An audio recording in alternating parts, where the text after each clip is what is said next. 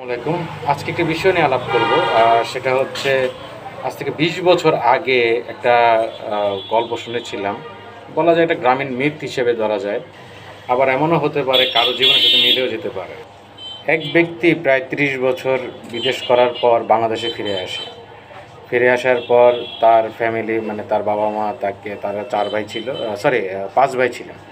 আ সে বাংলাদেশে আসার পর তাকে তার ৫টি পরিবার আলাদা বিভক্ত করে দেওয়া হয় এবং বিভক্ত করার আগে একটা কথা বলে নেওয়া ভালো যে সে যখন বিদেশে ছিল যে তার টাকায় সে যেহেতু সবার বড়, তার টাকায় মোটামুটি পরিবারের উন্নয়ন থেকে শুরু করে বোনদের বিবাহ শাদী, বাড়ি করা, বাড়ি বাঁধানো, বিভিন্ন সম্পদ অর্জন করা, এইসব কিছু করেছে। সে বাংলাদেশে আসার পর তার পরিবার ভিন্ন করে দেওয়া হয়।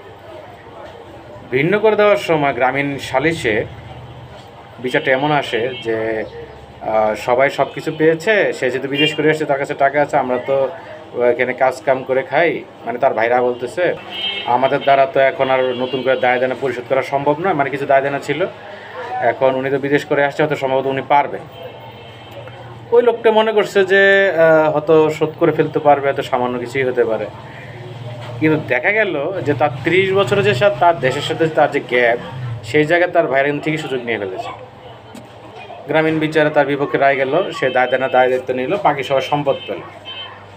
এর পরবর্তীতে যখন দেখা গেল যে সে দায় দেনাতে জর্জরিত, এমনকি দায় দেনার জন্য সে যখন তার পাওনা সম্পত্তি বিক্রি করে দেনা দিতে যাবে, আবার দিকে তার বাকি ওয়ারিশ যারা ছিল, জমি যারা মালিক, তারা সম্পূর্ণ বাধা দান করতেছে। অর্থাৎ এমন পরিস্থিতি, মানে গল্পটা এমনভাবে শুনেছিলাম যে তার বউ বেটি বিক্রি করার সমতুল্য অবস্থা।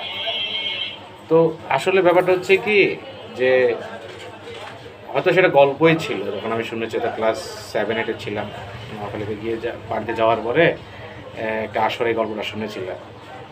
বাস্তবিক অর্থে এর খুব কাছাকাছি বাস্তবতা কিন্তু আমি কিছু ফ্যামিলিতে দেখেছি। তো আপনাদের কাছে একটা অনুরোধ যে যারা আপনারা যাদেরকে ঠকাবেন বা যাকে ঠকাবেন বুঝে শুনে ঠকাবেন, আল্লাহকে ভয় করেন।